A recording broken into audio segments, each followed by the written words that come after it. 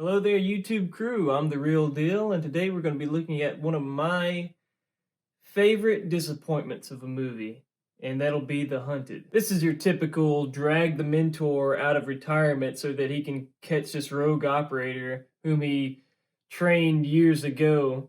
Everybody's seen at least one or two of these types of movies. And before we dive into spoilers, let's separate what the good is and what the bad is about this movie. On the good side, you have Benicio del Toro and Tommy Lee Jones squaring up against each other, which is pretty cool. We'll say Del Toro makes some odd choices here and there, but his character may or may not, and probably did have a mental break, so that actually more adds and detracts from what's going on. Two really good fights in this. I mean, there's some quick cutting, which can be jarring, but I think largely works in the favor of this movie because there's a bunch of knife work in it. I think it works really well for that.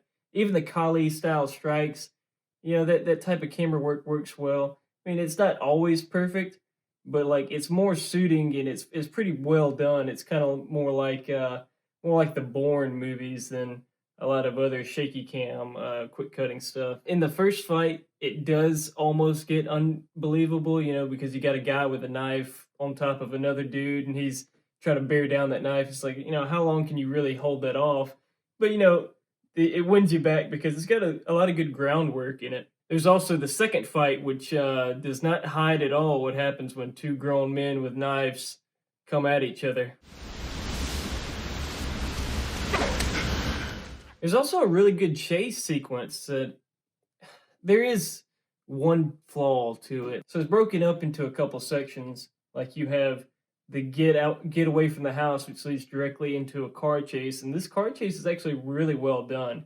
And it's stylistically different than the fights, which is a nice break of pace. They go into the sewers and it changes setting again, and it kind of changes the mood of what's going on, and then they break out into the streets again. And this section is what I think goes on too long. Tommy Lee Jones tracking them through the streets is it's just too repetitive, too much, and like a lot of conveniences of how Tommy Lee Jones gets to him. And sometimes they just kind of skip over how he catches up to him again. I would have liked to seen them get to the bridge a lot quicker than they do in the movie. In the edit of the movie, I should say. Another thing that I really enjoy about this movie is getting to just sit back and watch characters go through processes. I mean, the first scene of the movie is this long infiltration, and it's fantastic. It's the best part of the movie. And then you also have you have all the good tracking that Tommy Lee Jones' character does. And then at the end of it, where you see the two men make their two different knives, and I really like sitting through there and watching stuff like that. Like, it doesn't necessarily push the story forward a lot. Like the knife making, we already know this and that, all the different tracking. Oh, we've already seen him do it. But like when you see a character who's really good at something, and it's it's an interesting process to begin with. Like I like sitting back and just enjoying that. And this movie does it well. The bad. It's a very engaging film. It's engaging all the way to the credits, and then just feels hollow because there's nothing really to the character and to the story. There's just they just do it because this is what needs to be done, and there's no thought about it. Like several good questions are brought up both by Del Toro's character himself and the conflict of the story. They help you keep you into the movie. But then none of the other characters are interested in those questions. They have the hunters who may or may not be sweepers, and they do like hardly any investigation into them. There's a couple other things that like could help Del Toro's version of what's going on. And then Tom Lee Jones, who Del Toro looks at him as a father figure, he doesn't care at all about why Del Toro's going on this rampage. It's very off-putting that I guess you could look at them both as protagonists, but like one of your protagonists just is doing things just to do them. And I always kind of assumed that this hollowness to the movie was due to like a bad edit of it. But when you look at this quote, it seems like the filmmakers just didn't really care themselves. And usually when I do the good, the bad, I'd usually do the ugly, but in this case, beyond the hollowness of the movie, there is no ugly. There's just great opening to the movie. It's fantastic. It's so visceral, it's so immersive and methodical. You go through this high stakes scenario and you really get to see what Del Toro is great at, or Del Toro's character is great at. And then that's followed up by his award, and then it kind of seems like his teammate has something against him, like there's a hint towards a conflict between the two. And then you follow that up with this scene where you're kind of getting into his mind of how he's not all there anymore, and it's, you know, an homage to or an outright steal from Apocalypse Now, which, you know, steal from the best. That followed by this great introduction to Tom Lee Jones's character, where he tracks a wolf, helps it, and then punches this guy out. All this makes you feel like you're in great hands for a good story, like a great movie. And then they drop the ball. Now let's dissect this bad boy and get into how it could have been more than what it is. We're shown two hunters with thermal optics as they stalk either a stag or Del Toro. The FBI's only info is that they're businessmen from out of town. Benicio thinks they're sweepers sent to kill him. It's just their orange vest and their choice in a rifle that lets the audience think they're hunters. When you get into the dialogue is pretty ambiguous. It could go either way on if they are hunters or if they are sweepers. And then the action, how they act, you know, like when you're in the woods and this guy's antagonizing you and throws a knife, if you still start charging forward, I question if you're actually a hunter, if you were there to kill him, you know? And the movie never really cares to answer it. Like, and it's okay if the movie doesn't answer it. But Tom Lee Jones and the other investigators, why are they not interested in this question? They do tell us that two other people, I think they were park rangers, were killed prior to these men. We never see that happen, and it's never brought up again. And so, like, you know, what am I really supposed to make of that information? Besides, you know, Del Toro claims later to Tommy Lee Jones that men have been after him for a while. There's a 6-month period, I think, that all this could have been going on. With the way his interaction with the military men goes, like, these legitimately could have been sweepers, and I really wish that the FBI had looked into it and actually shown, oh no, Del Toro is just insane, or, well, he might be right about this. Which brings me to the Black Ops team coming in, and what they do is they have some high-level authority that gives them Del Toro, he lets them cover up his arrest, and then they go to unalive him as they're transporting him. See, they're not even mad about, they don't even bring up the 4 dead bodies. What they bring up is this op that we don't get to see, where he killed a diplomat and the diplomat's family. But Del Toro, he claims that they weren't really his family, that they were all armed, unlike the headline says. And, you know, you really don't know what to make of either story, because honestly, the movie's not interested in telling you. And again, neither are Tommy Lee Jones or Connie Nielsen, the FBI girl. Nobody's interested in solving these questions, or they don't even, worse, they don't even know about this. They don't find out about it, and they should, because they immediately take charge of that scene and therefore have the documents that would show this. It's like, it's frustrating, since nobody else is actually interested in Del Toro's side of things. It's like, okay, I guess we could just wash it up to he's lost it. He's lost his marbles, right? But then the midpoint comes and he goes to this single mom and her child, and he's super sweet to them and even protective of them. And he gives them all this money, tells them, hey, there's going to be men that are going to come. They'll burn your house down. And from what you've seen in the last sequence, heck, he might be right. And so, like, you feel like, oh, well, where are they going to go with this? Well, screw you. They don't show up again after Tommy Lee Jones screws things up. So it's another very frustrating thing. Connie Nielsen, who's talking to her, won't even tell her any information about why she should be wary of Del Toro. Like it's frustrating. And now in this following sequence, Del Toro kills a construction worker to lure in an FBI agent, and then he kills not just that FBI agent, but another one.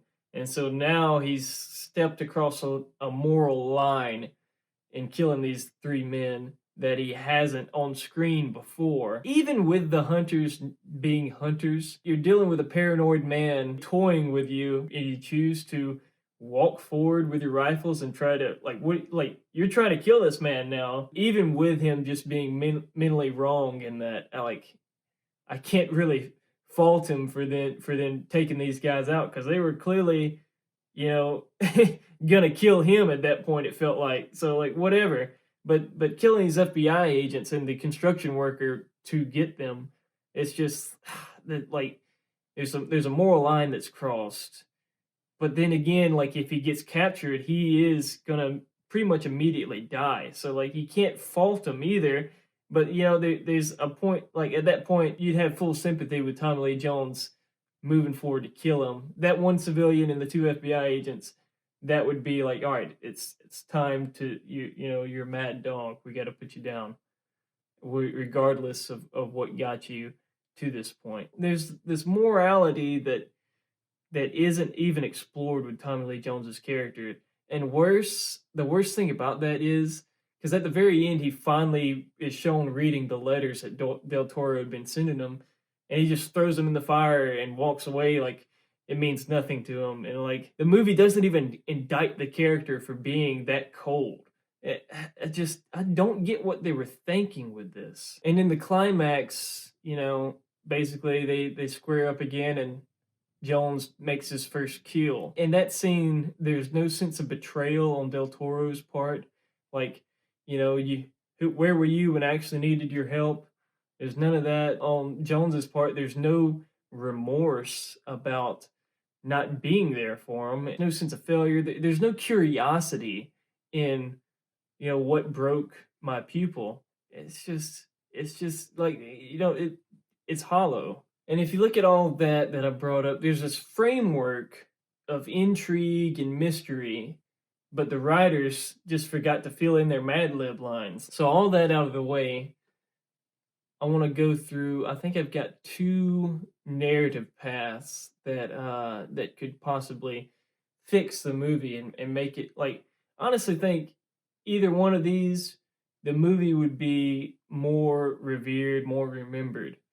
The first would be, have there actually be a conspiracy. I would put the guy who brings in Jones onto the investigation, and minimally just the Lucifer from Supernatural, just have them working together, maybe a larger conspiracy, but you really just need them two in on it together to have set Del Toro up in this series of things.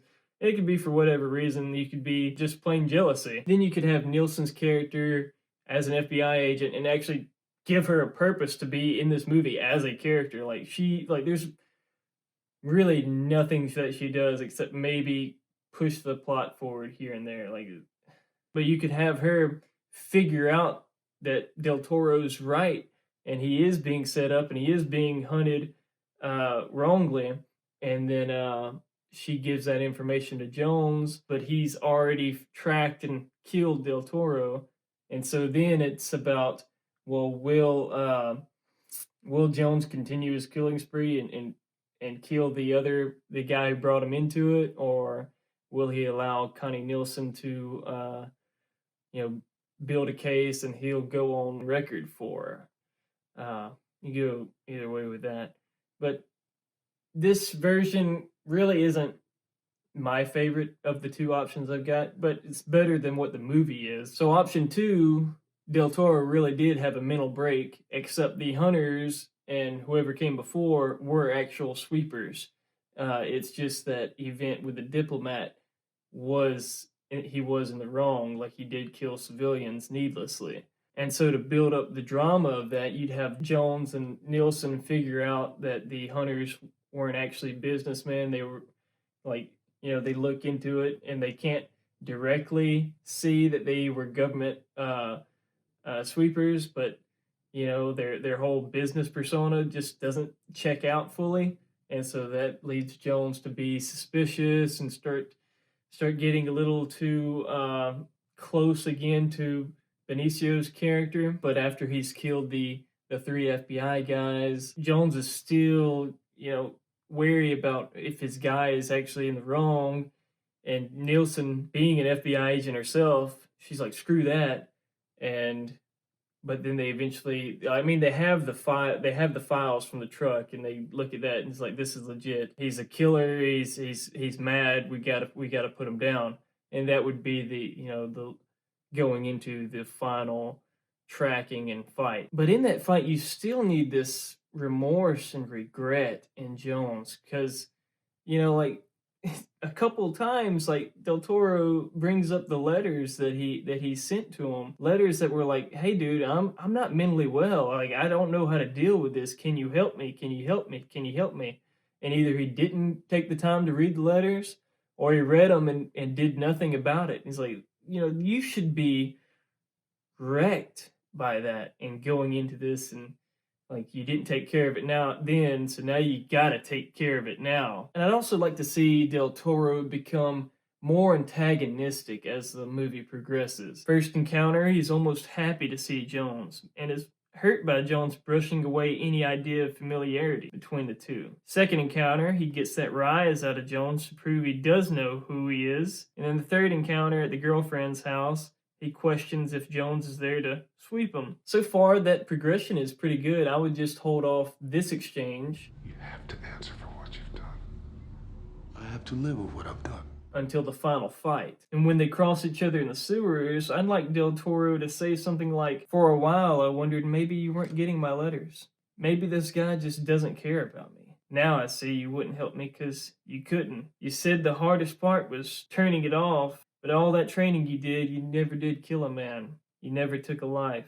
And you'll never understand what that's like. There's even this shot of Jones, which looks prime for him stalling, like frozen. Would have been great to have had the sewer sequence start with this exchange going on, and Jones just not knowing what to do, and that leads to Benicio killing the construction guy, and then leading in the two FBI agents to slaughter them, and that kind of wakes Jones back up and say, all right, whatever happened between me and him, whatever fault I have, he still needs to be taken down. And in the final fight, during one of the stalemate sections, I'd love it if Del Toro dug at him by saying 1, 2, 3, 4, 5, 6. Doesn't work that way in real life, LT. As a callback to the training and another dig that LT really has never killed a man. The resolution should be Jones with the letters, but instead of being,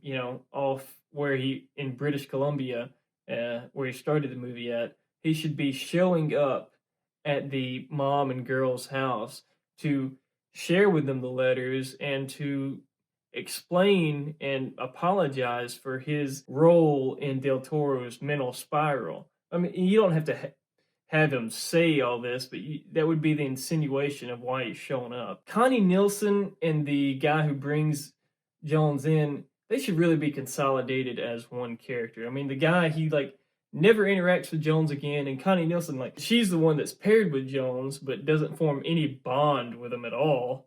So just put those two characters together and have it be, I guess, stick with Connie Nielsen as the character and have her be somebody who's worked with Jones. He's helped her track other criminals down before, and so they have this familiarity. And there's two moments where the first fight, Jones tires out Del Toro, and her crew shows up and shoots him with a tranq dart. And the radio that was used it's insinuated that it was a tracking device instead of an actual radio.